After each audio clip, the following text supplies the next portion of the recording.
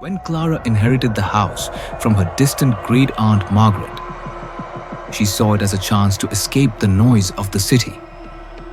Clara was a solitary soul, an introverted writer in search of inspiration. The decaying manor, she believed, had stories hidden in its walls. She just didn't know how literal that would turn out to be. She moved in one overcast morning. Her cat Salim nestled on the passenger seat. The house was exactly as the lawyer had described. Creaky floors, rotting wallpaper, and a scent of mildew and forgotten time. But it was also odd.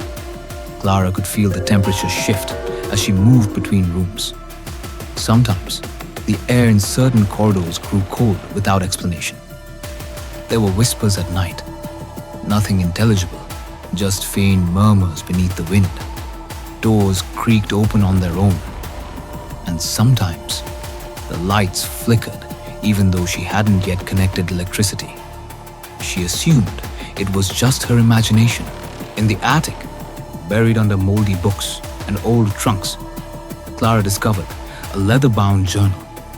The cover was cracked, and inside were fragile, yellowed pages. The name etched into the front read, Isabel Hart. As Clara flipped through the entries, she realized this wasn't just a diary. It was a chronicle of descent into madness. March 2nd, 1954. Margaret's coming to visit. It's been years. I can't wait.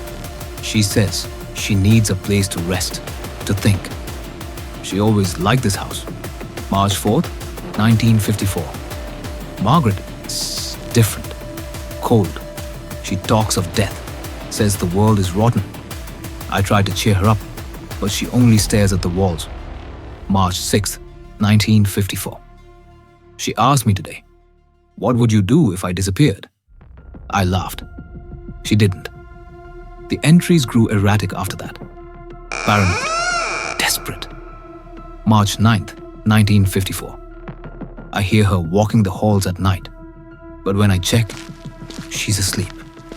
March 10th, 1954. There's a new door in the hallway. I swear it wasn't there before. Margaret says, I've always had bad memory. March 12th, 1954. If you're reading this, know that she lied. She lied. She's not who she says she is. The journal ended there. Clara's hands trembled. Who was Margaret really? And what happened to Isabel? Fueled by equal parts fear and curiosity, Clara began inspecting the house. The hallway, mentioned in the journal, near the library, had 3 doors, but the woodwork didn't match. The panel between the second and third doors looked newer. She tapped it, hollow, with her heart pounding. Clara pried at the edges. Bits of plaster fell away. Then, a faint click, and the wall creaked open. Behind it was a narrow passage, coated in cobwebs and silence. It led to a small, windowless room. Inside, there was only an old wooden chair, a cracked mirror, and dark stains on the floor. Then she saw it. Claw marks gouged into the wood near the far wall. Long, desperate scratches, as if someone had tried to dig their way out. Buried beside the chair was a bundle of brittle bones, a human skeleton. Clara stumbled backward, bile rising in her throat. The skull was cracked, the jaw still slightly open, as if screaming, frozen in the moment of death. Whoever this was, they had been buried alive. Clara reported the discovery to the authorities.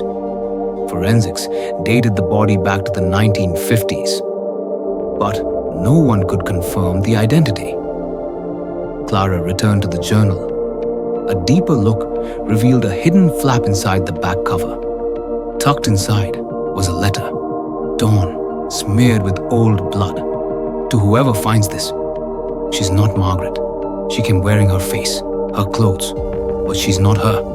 Margaret died before she even arrived. I let her in. I let her stay. And And now, she won't let me leave. Clara froze. The real Margaret never arrived. Whoever came into Isabel's home pretended to be her. And when Isabel realized, it was too late. The imposter, maybe a fugitive, maybe something worse, drugged her, trapped her in that room, and sealed her away. Then she vanished. No one questioned it. No one came for Isabel. She died screaming in the walls of her own home.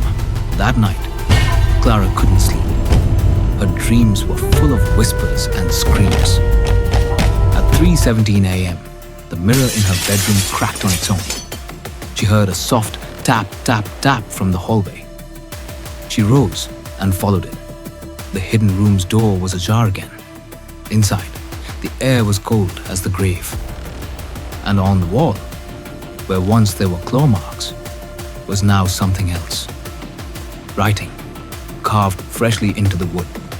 Thank you for finding me. But she's not done yet. As Clara turned to flee, she saw it. A woman in the mirror behind her. Pale, smiling, wearing 1950s clothes, not moving, not blinking, and not reflecting Clara at all. Clara left Eldergrove House the next morning. She never returned. The property was quietly listed for sale, then pulled off the market after a local teenager disappeared exploring the house. Some say the spirit of Isabel still lingers there, grateful to have been found. Others believe the imposter, whatever she really was, never left. They say she waits for someone new, someone alone, someone trusting. So if you ever visit a house that feels just a little too quiet, check the walls and pray there's no fourth door.